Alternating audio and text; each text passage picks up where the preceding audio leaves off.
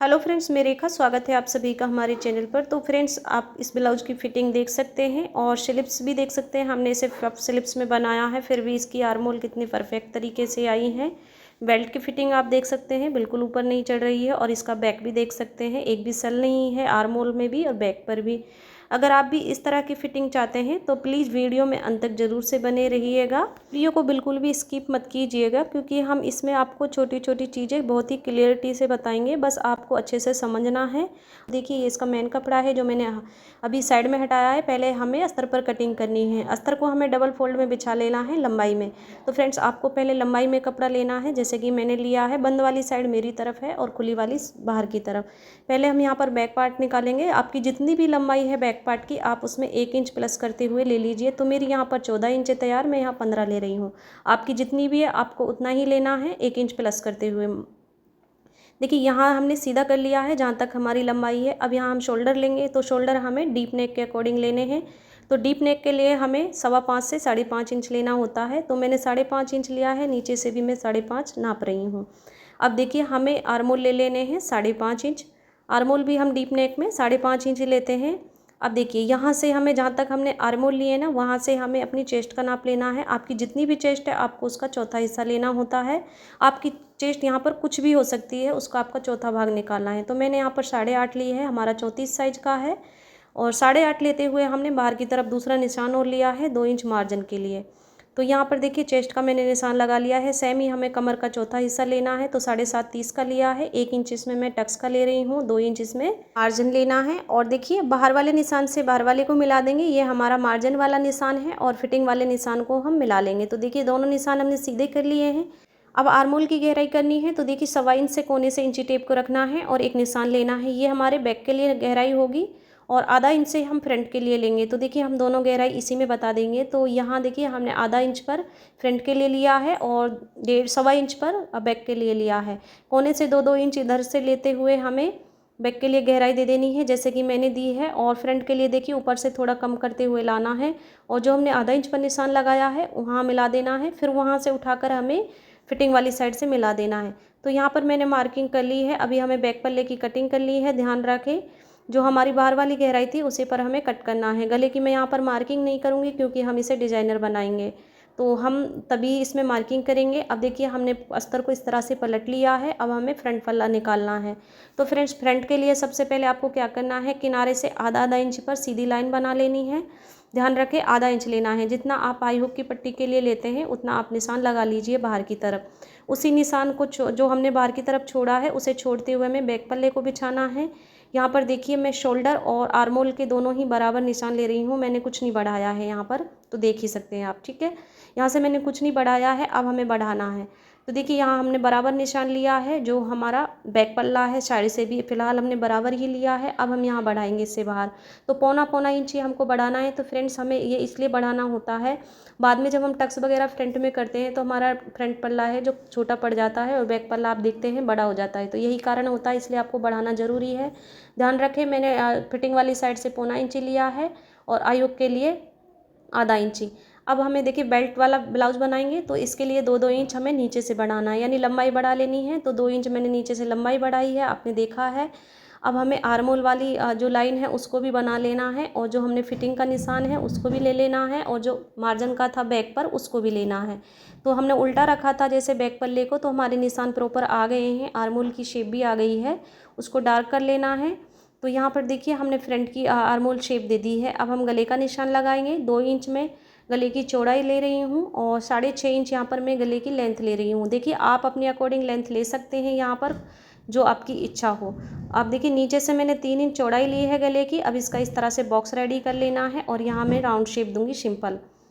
तो इस तरह से मैंने राउंड शेप दिया है। नेक को हमने रेडी कर लिया है। अब फ्रेंड्स, यहाँ से हमें बेल्ट को रेडी अलग करना है। तो देखिए, कई लोग बताते हैं कि 12 इंच पर या 12.5 इंच पर बेल्ट को अलग कर दीजिए, तो यही कारण होता है आपकी बेल्ट चढ़ती है। आपको ऐसा नहीं करना है। आप बेल्ट का निशान 13.5 इंच पर लीजिए। तो मैंने यहाँ पर देखिए 13.5 इंच नीचे ये निशान लिया है और इसको हम सीधा कर लेंगे।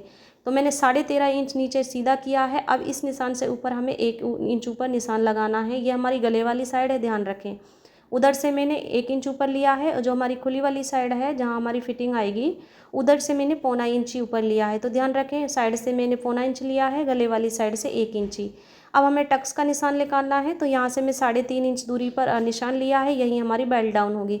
तो फ्रेंड्स ध्यान रखें, अगर आपकी और भी हैवी साइज है तो आप इस टक्स को 4 इंच ले लीजिए। तो यहाँ देखिए इस तरह से आपको शेप देनी है। जो मैंने 3.5 इंच दूरी से निशान लगाया था टक्स के लिए, वहाँ आपको इस तरह से डाउन करना है, फिर आपको उठा कर ले जाना है साइड में, वहाँ अटैच कर देना है। तो आप देख ही सकते हैं किस तरह से मैंने शेप दी है।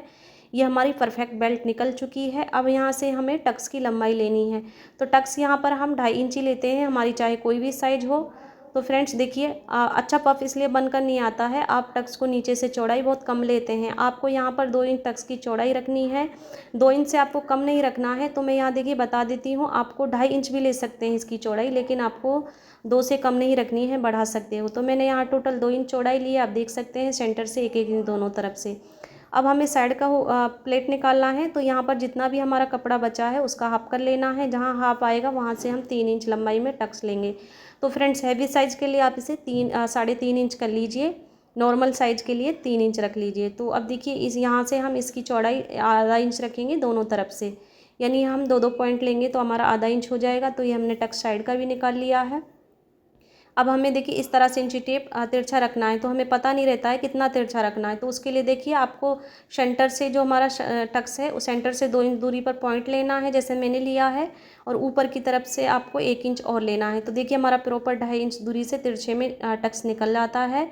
अब हमें देखिए साइड से ऊपर की तरफ हमें 2.5 इंच लेना है और इस निशान से इस मिला देना है। तो ये हमारा साइड वाला टक्स निकल जाएगा, और इसकी चौड़ाई हमें 1 इंच लेनी होती है। तो मैं साथ ही साथ आपको टक्स के मार्जिन भी बता रही हूँ कि आपको कितना सिलाई में लेना है। तो सेंटर से आधा इंच दोनों तरफ से लेना है आपको, और इनको इस तरह से मिला देना है।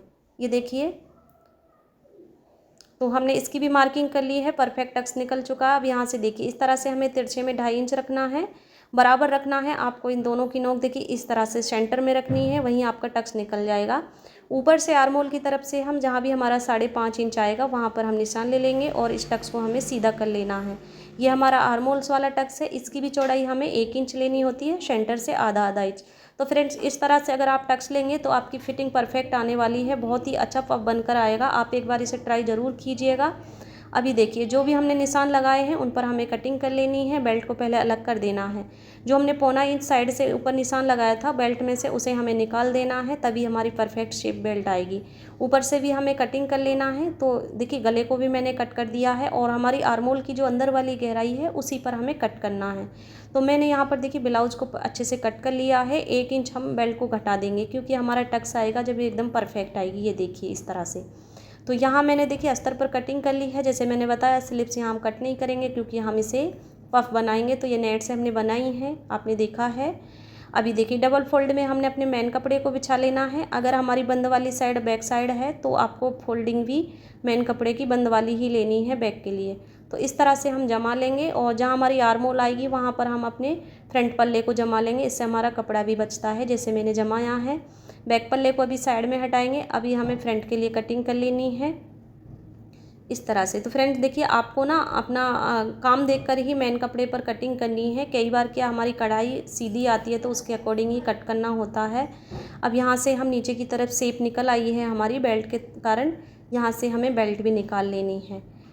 ये देखिए हमने बेल्ट को भी निकाल लिया है। तो फ्रेंड्स हमने कटिंग आपको बहुत अच्छे से बताई है। आप अगर समझ में नहीं आया तो एक बार वापस से वीडियो को देख सकते हैं। फ्रेंड्स अब हम इसकी सिलाई सीखेंगे फिनिशिंग के साथ। तो देखिए यहाँ पर मैं फ्रंट पल्ले की ही स्टिचिंग करूँगी, क्योंकि हमने बैक पल्ले को डिज़ाइनर बनाया है और उसकी वीडियो मैं अपलोड कर चुकी हूँ। आप चैनल पर जाकर देख सकते हैं। बहुत ही सिंपल और यूनिक डिज़ाइन है और बहुत ही ब्यूटीफुल है, आजकल ट्रेंड में चल रहा है यूट्यूब पर। तो देखिए हमें पहले मेन कपड़े को इस तरह से बिछा लेना है। यहाँ मैं पहले बेल्ट रेडी करूँगी। आपको हमेशा बेल्ट को आमने सामने रखते हुए ही एक बार बिछा लेना है, फिर उसका कच्चा करना है। इससे क्या होता है, अगर हम ऐसा नहीं करते हैं तो हमारी बेल्ट एक साइड की ही जुड़ जाती है। तो देखिए एक को हमने इस तरह से साइड में हटा देना है, फिर हम बेल्ट पर कच्चा कर लेंगे। इस तरह से आपको झोल निकालते जाना है और कच्चा करते जाना है। तो देखिए यहाँ पर मैंने अस्तर के साथ बेल्ट को एक जोड़ लिया है। अब हमें दूसरी भी ले लेनी है और दूसरी पर भी मैं सिलाई लगा लूँगी। बहुत आसान है फ्रेंड्स, आप ना मशीन से ही कच्चा कर सकते हैं, बस आपको थोड़े सा ध्यान रखना है हाथ पर। तो यहाँ पर जितना भी हमारा मेन कपड़े का जितना भी कपड़ा दिख रहा है उसे हमें छाँट लेना है अस्तर के बराबर से, और दोनों को मैंने यहाँ पर छाँट लिया है। ये हमारी दोनों बेल्ट रेडी हो चुकी हैं, तो आप देख ही सकते हैं। अब हम इन्हें साइड में हटाएंगे। अब इसके बाद हमें देखिए ये पल्ला लेना है। पहले हम एक पल्ले पर कच्चा करेंगे, तो पहले हमें देखिए दूसरी साइड टक्स ले लेने हैं, इस तरह से थपथपा लेना है, तो दूसरी साइड हमारे टक्स आ जाएंगे, उनके ऊपर ही हमें मार्किंग कर लेनी है। तो इस तरह से मैंने मार्किंग कर ली है। अब देखिए एक पल्ले को लेना है और एक जिस हिसाब से हमने कट किया था मेन कपड़े का, उसके ऊपर हमें इस तरह से इसे बिछा लेना है, बराबर से बिछाना है। एक बार आपको देख लेना है कि कपड़ा आपका एक साइड ज़्यादा तो नहीं जा रहा है, क्योंकि फिर हमारा बाद में कम पड़ सकता है। देखिए फ्रेंड्स, कच्चा करते जाओ, जब आप एक हाथ से प्रेस करते जाइए कपड़े को, जो आपका जितना भी झोल होगा मेन कपड़े में वो साइड में हट जाएगा। जैसे कि मैं कर रही हूँ, आप देख ही रहे हैं, बिल्कुल भी झोल नहीं आया है। हमारा कपड़ा थोड़ा सितारे वाला है, फिर भी एकदम परफेक्ट कच्चा हुआ है। यहाँ पर अब देखिए जो हमारा दूसरा पल्ला होता है, जैसे हमने बेल्ट बताई थी, उसी तरह से आपको आमने सामने रखते हुए ही कच्चा करना है। यहाँ फ्रेंड्स क्या होता है, कई लोगों को पता नहीं रहता है, टक्स अगर अस्तर में गलत लग जाएं, यानी अपोजिट साइड में लग जाएं, नए लोग होते हैं, तो हमारा ये जो पल्ला होता है एक साइड ही जुड़ जाता है, और ये नए लोगों को बहुत ज़्यादा प्रॉब्लम आती है। अगर आप गले साइड से मिलाते हुए कच्चा करेंगे तो आपको बिल्कुल भी प्रॉब्लम ना आएगी। तो इसी तरह से आपको यहाँ से जो मेन कपड़ा है छाँट लेना है। तो मैं यहाँ पर दोनों पल्लों का कपड़ा छाँट लूँगी। ये देखिए बिल्कुल झोल नहीं है, दोनों मैंने छाँट लिए हैं फ्रेंड्स। अब हम इनमें टक्स कंप्लीट करेंगे। तो देखिए जैसे हमने निशान लगाया था, सेंटर से हमें लाइन को पकड़ना है, और जो 1-1 इंच हमने साइड में निशान लिया था वो हमारा इस तरह से आ जाएगा, और इन्हीं पर हमें सिलाई लगानी है। ध्यान रखें, सिलाई को एकदम से कम नहीं करना है, सिलाई इस तरह से तिरछी लानी है और नोक पर हमें लॉक करते हुए ख़त्म कर देनी है। तो आप देख ही सकते हैं किस तरह से हमारा एक ही टक्स से परफेक्ट पफ बना है। तो फ्रेंड्स, अगर हम कहें कि हमारा यही मेन टक्स होता है, अगर हम इसे अच्छे से लेते हैं तो हमारी फिटिंग वो एकदम परफेक्ट आती है, कटोरी जैसा बन जाता है। कई लोग क्या करते हैं, आधा इंच पर ही टक्स को ले लेते हैं और कंप्लीट कर लेते हैं, इसलिए आपकी चपटा जैसी चेस्ट हो जाती है और परफेक्ट फिटिंग नहीं आती है। तो हमने देखी कटिंग में ही आपको मार्किंग बता दी थी, सेम ही मार्किंग पे हमें टक्स कंप्लीट कर लेने हैं। जैसे मैंने आपको साइज बताई थी, इस तरीके से आपको टक्स लेना है। तो आप देख ही सकते हैं शेप कितनी परफेक्ट आई है हमारी चारों टक्स के साथ। यहाँ पर आपने खुद ने देखा है, हमने आपके सामने ही दोनों पल्लों को रेडी कर लिया है। तो फ्रेंड्स, अब हम इसमें बेल्ट जोड़ेंगे। बेल्ट देखिए इस तरह से हमने दोनों पर रख लेनी है। जो हमारा बेल्ट का कोना होता है वो थोड़ा बाहर की तरफ जाता है, आपको सीधा करते हुए बेल्ट नहीं जोड़ना है। बेल्ट इस तरह से तिरछी होती है ऊपर की साइड से, ध्यान रखें, आपको बेल्ट हमारी हमेशा तिरछी जाती है जब हम इसे जोड़ते हैं। और फ्रेंड्स, जो हमारा टक्स होता है नीचे वाला, उसे हमें फोल्ड कर देना है अंदर की ओर, तभी हमें सिलाई लगानी है। बेल्ट के साथ टक्स को सिलना नहीं है, डायरेक्ट आपको फोल्डिंग करते हुए ही इसे सिलना है। तो यहाँ पर मैंने सिलाई लगा ली है। ये देखिए हमारा बेल्ट एकदम परफेक्ट जुड़ चुका है, आप ये देख ही सकते हैं, और बहुत ही अच्छे से जुड़ा है। सेम तरीके से हम दूसरी तरफ से बेल्ट को जोड़ लेंगे। आपको आधा इंच का मार्जिन रखना है। ये देखिए इस तरह से आपको टक्स को फोल्ड करना है, उसका कोना होता है उसे अंदर की ओर फोल्ड कर देना है, आराम से फोल्ड हो जाता है। ये देखिए अब हमने दोनों को जोड़ लिया है। अब फ्रेंड्स देखिए, हमने दोनों पल्लों को आई हुक की पट्टी लगानी है। तो देखिए एक पट्टी मैं यहाँ पर अस्तर और मेन कपड़े की ले रही हूँ, जिसकी चौड़ाई 3 इंच है, और एक हमने कॉटन की ही ली है। जो हमारी हुक वाली पट्टी होती है वो जो सीधा वाला पल्ला होता है उस साइड लगाई जाती है, और आई पट्टी हमारी जो हमारा सीधा वाला पल्ला होता है सीधे हाथ की तरफ, उसमें लगाई जाती है, लेकिन उसे हम उल्टी साइड से लगाते हैं। नीचे हमने मेन कपड़े को रखा है, ऊपर की तरफ अस्तर को रखा है। तो आप देख ही सकते हैं किस तरह से मैंने पट्टी रखी है। अब पट्टी को हम इस तरह से पलटेंगे, तो पलटने के बाद इसके ऊपर से हमें सिलाई ज़रूर से लगा लेनी है। इससे एक तो हमारी पट्टी का मार्जिन है दब जाता है, और फिनिशिंग से पट्टी रेडी होती है। फिर देखिए फ्रेंड्स, आपको जो भी हमने सिलाई मार्जिन लिया था पट्टी को जोड़ने के लिए, वहाँ तक एक फ़ोल्ड करना है, फिर हम दूसरा फ़ोल्ड करेंगे तो हमारी सिलाई कवर हो जाती है, और ये बढ़वा पट्टी रेडी हो जाती है। आप देख ही सकते हैं किनारे से मैंने सिलाई लगाई है, एक सिलाई बीच से लगाई है। ऊपर से जितना भी आपका एक्स्ट्रा पट्टी जा रही है उसे कट कर देना है। हुक पट्टी को हमें देखिए सीधी साइड से ही जोड़ना है, जितना हमने मार्जिन लिया था फ्रंट में उतना ही हमें दबाना है। जो हमने लाइन ड्रॉ की थी वो इसी के लिए लेते हैं हम। तो देखिए इस तरह से हमने पट्टी पर भी ऊपर से सिलाई लगाई है। अब हम इसे आसानी से पलट देंगे इस तरह से। जितनी चौड़ी आपको पट्टी चाहिए अंदर की ओर दिखाना चाहते हैं आप उतनी पलट लीजिए। अब देखिए एक्स्ट्रा कपड़े और धागे को हमें कट कर देना है, साथ के साथ आपको फिनिशिंग करते जाना है। अब फ्रेंड्स आपको देखिए दोनों पल्ले इस तरह से रखने हैं, जो हमारी बेल्ट होती है उनको मिला लेना है और टक्स मिला लेना है। अगर आपका जो भी गला ऊपर से एक्स्ट्रा जा रहा है तो उसे कट कर देना है, और नीचे से कुछ एक्स्ट्रा है तो उसे कट कर देना है। फिर आपको गले पर बराबर निशान लगा लेना है।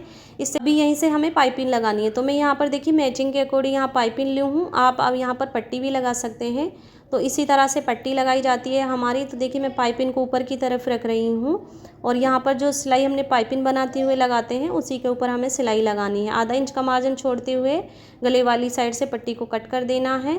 अब देखिए उल्टी वाली साइड से हम इस तरह से डबल फोल्ड करते हुए पाइपिंग को पलट लेंगे, और इसमें एक फिनिशिंग से सिलाई लगानी है। सिलाई का मार्जिन हमें गले पर हमेशा बराबर लेना है, जो अगर हमें सिलाई रखनी है तो, ताकि वो बाहर की तरफ से सुंदर दिखे।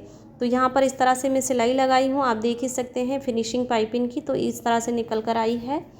तो इसी तरह से मैंने दूसरी तरफ से पाइपिंग को रेडी किया है। सेम ही था हमारा पाइपिंग लगाने का तरीका।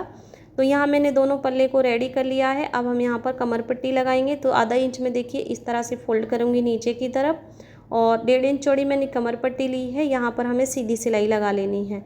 अभी देखिए सीधी सिलाई लगाने के बाद हम यहाँ पर कमर पट्टी को पलट लेंगे इस तरह से। तो यहाँ पर हमें सिलाई लगा लेनी है कच्ची। अगर आप तुरपाई कर रहे हैं तो कच्ची सिलाई लगा लीजिए।